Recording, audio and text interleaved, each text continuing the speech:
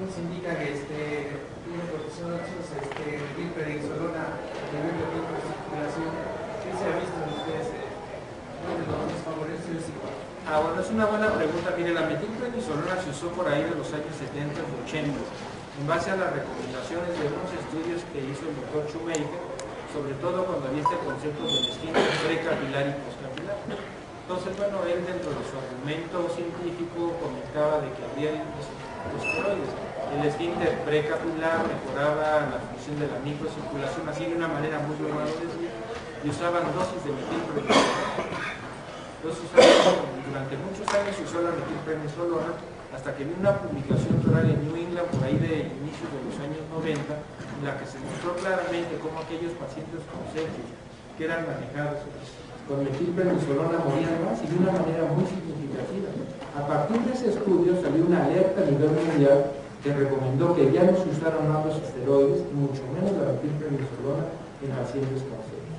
Y así pasó hasta el año 2000-2001, cuando apareció otro estudio muy importante también en New England, que fue comandado por el doctor Anand y sus colaboradores allá en París, y ellos demostraron que en los pacientes con sepsis, no en todos, en un subgrupo de pacientes, había lo que se llamaba, o lo que se llama insuficiencia suprarrenal relativa, y que en esos pacientes en especial, el suplementarlos con esteroides mejoraba la sobrevida de los enfermos.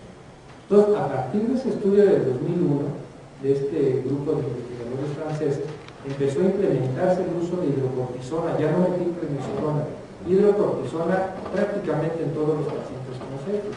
Cuando 5 años después se hizo el análisis de cómo les iba a estos pacientes, también se demostró que aquellos pacientes que se les daba hidrocortisona se morían más.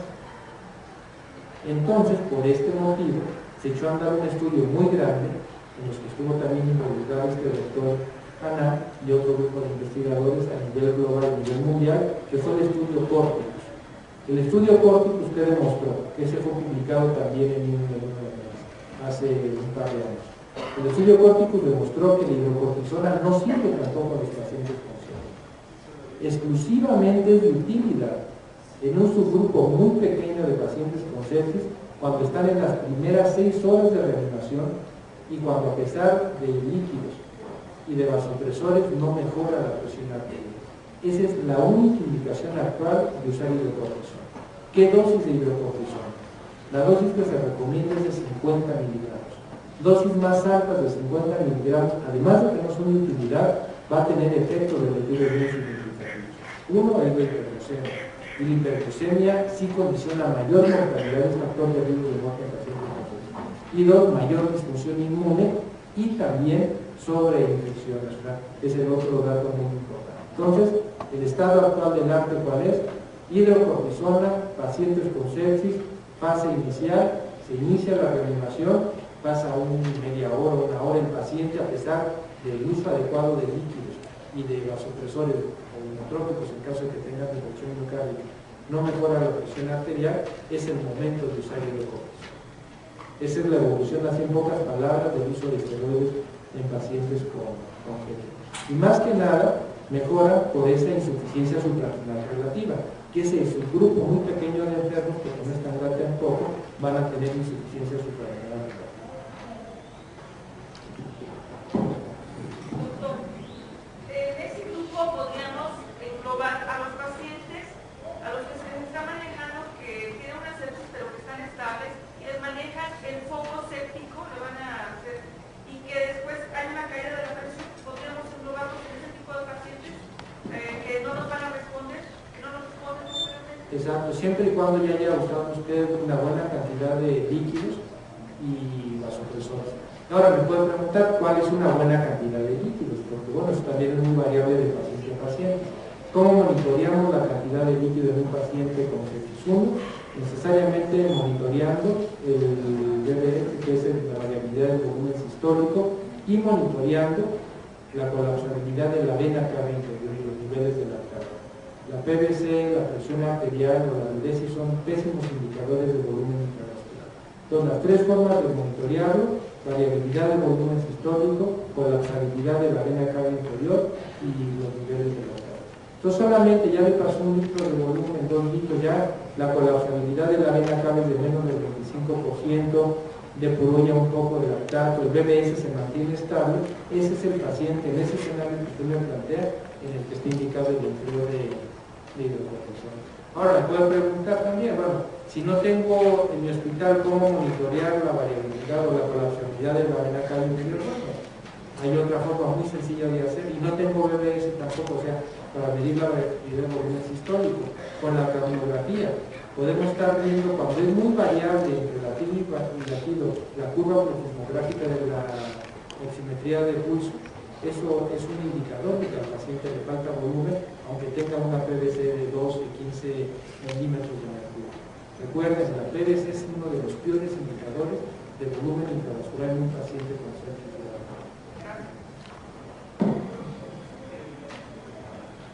Una pregunta sobre eso de dopamina, eso estaba proscrito en el choque séptico, y también sobre qué pasó con la potencia reactiva. Son dos buenas preguntas. Mira, la dopamina efectivamente hace muchos años se usaba indiscriminadamente la dopamina en los pacientes con sepsis, en especial con esa dosis que se desea, recuerdan ustedes o muchos de nosotros, dosis protectora renal, ¿no? Que eran dosis bajas de una 3 microgramos kilo renal. El usar esas dosis protectoras renales mata más a los pacientes, o sea, es un factor de riesgo de muerte muy importante. Por lo tanto, a partir de que una gran cantidad de estudios mostraron eso, la dopamina ya no debe de utilizarse en los pacientes con sepsis grave. Tal vez cuál sería la única indicación de sepsis actualmente, que estén en un hospital en el que no tengan norepinefrina, que no tengan fenilefrina y que el paciente realmente requiera un vasopresor porque está gravemente vasodilatado por sepsis, tal vez sea la única indicación de dopamina. De ahí en fuera, usarlo está fuera de la Lex Artis y si sería un problema serio desde el punto de vista médico y legal usar la dopamina.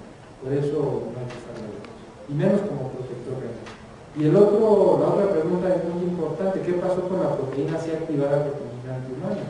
Si se fijan en los nuevos lineamientos de la campaña ya no se recomienda.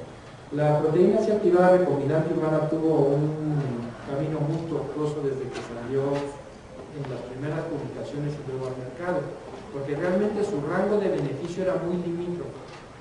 Entonces había muchas dudas respecto a qué tan útil iba a ser. Entonces salió el estudio Bravo, luego salió el Enhance, y todos mostraban lo mismo, ¿no? Una utilidad así muy marginal. Hasta que salió este año el estudio Bravo Shock, que fue un estudio que fue parteaguas en la medicina intensiva, que demostró claramente que la proteína C activada recombinante humana no solamente no mejora a los pacientes con sepsis grave y choque séptico, sino que los mata más. Por lo tanto, una vez que salió publicado el New England, al siguiente día salió la alerta de FDA y la alerta de la Agencia Europea de Medicamentos, y en ese momento salió del mercado en todo el mundo. Entonces ya ahorita la proteína C activada recombinante humana ya no se puede. Y también usar, además ya no la van a encontrar en ninguna parte del mundo, estaría fuera de la lista.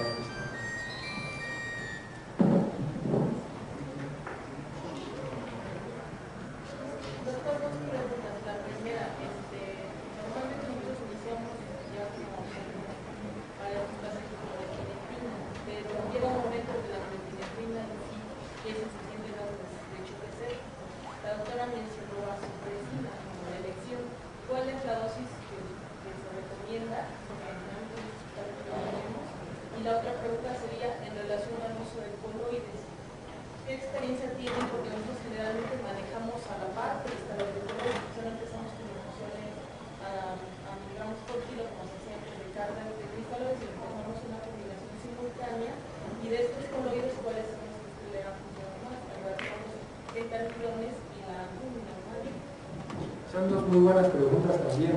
En relación a la segunda, voy a contestar. Esto de la controversia de coloides y cristaloides, bueno, ya sea también, después de que salió publicado el estudio 6, que involucró también a una gran cantidad de enfermos, se demostró que es igual usar coloides y cristaloides, o sea, en términos de sobrevida y en términos de reanimación. Es lo mismo que uses albúmina, que uses salina para reanimar a un paciente con sepsis grave.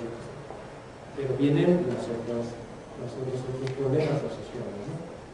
Uno, el cristaloide es bueno, pero el grave problema es de que se cubre inmediatamente al intersticio vascular y condiciona más edema microcirculatorio, no con más función microcirculatoria. El uso de los pentalmidones son muy buenos expansores de plasma. El problema es que se asocian a mucha disfunción renal.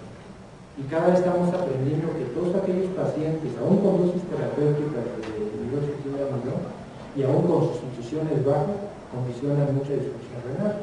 Acaba de salir hace poco un artículo publicado muy importante clínico en New England que compara reanimación con salínico, hidroxicloroquina de baja sustitución y demuestran contundentemente que aquellos que fueron reanimados con hidroxicloroquina hacen más disfunción renal, se mueren más y van a requerir de más terapia de reemplazo renal, más bien. Eso es el problema. La albúmina. La albúmina es el coloide de electrones. El problema de la albúmina, como todos saben, es el costo, y que no hay en todos lados. ¿Qué es lo que hay que hacer en nuestro país? Bueno, usar de una manera racional el cristalóide con coloide, y es lo que hace, es lo que hago yo, y yo creo que hacemos todos. Empiezan la reanimación con cristalóide. A nadie se nos ocurriría usar 6 litros de salina, 6 litros de carne, ¿no? Usas 1 o 2 litros, usas hidroxiapatita, si hay albúmina, empiezas a usar albúmina, pero siempre dirigida a tu reanimación en el periodo desconectado, ¿no? Mantener una buena variabilidad de volúmenes histórico, favorecer la depuración del lactato, y 3, ver la colapsabilidad de la vena cava. Si no tienen esto, bueno, ver la pletismografía y bueno, un marcador indirecto, pues es la PVC, pero no es indirecto. En relación a tu segunda pregunta, que es muy atinada y muy cierta. Aquellos pacientes que vamos escalando la norepinefrina y no alcanzamos la presión arterial, primero es su hidrocortisona. Tal vez lo que le falta al paciente sea esteroide, tenga insuficiencia suprarrenal relativa y le falte esto. Usas esteroide y no mejor y ya estás llegando a tu tope de líquidos y ves que tus parámetros objetivos de reanimación son adecuados, ¿qué es lo que hay que usar? Vasopresina. Y la vasopresina hay que usar las dosis bajas, que es de 0.01 a 0.02 unidades por minuto, no más de eso. Porque si usan más, condiciona una grave vasoconstricción cardíaca, o sea, y te va a dar isquemia cardíaca, te va a dar hipertensión pulmonar, porque también es un potente vasoconstrictor pulmonar, a diferencia de la anorexia que no condiciona una grave o no condiciona vasoconstricción del lecho pulmonar, y también condiciona una grave disfunción microcirculatoria. Entonces, 0.01, 0.02, y con eso vas a mantener menos niveles de norepinefrina y menos efecto tóxico de la norepinefrina.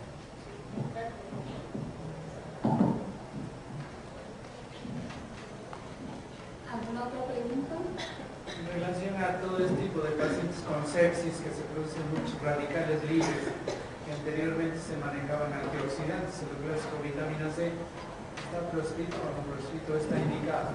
Es una muy buena pregunta también.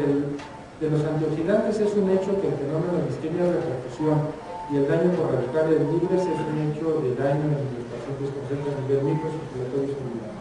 El único antioxidante que ha mostrado que beneficia a los pacientes en relación a sobrevida, menos días de ventilación mecánica, un retiro más rápido de los supresores es el selenio. La vitamina C, la vitamina A y la vitamina E no han demostrado en estudios clínicos bien hechos que sea de utilidad. Pero lo que sí ha mejorado es el selenio, y en México hay selenio, es el Celefuscin. Viene en ampulitas de 400 microgramos, lo pueden conseguir, lo distribuye Frisa, o sea, no es anuncio, ¿no? Es muy barato y lo pueden conseguir fácilmente. ¿Cómo se usa el selenio? Una dosis de carga de 800 a 1200 microgramos, o sea, 2 a 3 ampulitas, y luego una infusión continua de 800 microgramos, o sea, 2 ampulitas en 24 horas, en infusión, durante 7 días. Eso es lo que ha demostrado realmente que disminuye la mortalidad en pacientes con sepsis como antioxidante. Vamos a una última pregunta. Sobre una de las medidas sobre la sepsis es el drenaje precoz de todas las conexiones abdominales y sobre el uso agresivo de psicoterapia. Al respecto, ¿qué pueden decir los pacientes? ¿Qué tan frecuente es que metamos pacientes y que no damos mayor evolución, mayor pronóstico sobre todo los que metan 5 o 6 veces al quirófano? ¿Qué hizo falta? ¿Cuál fue el manejo adecuado?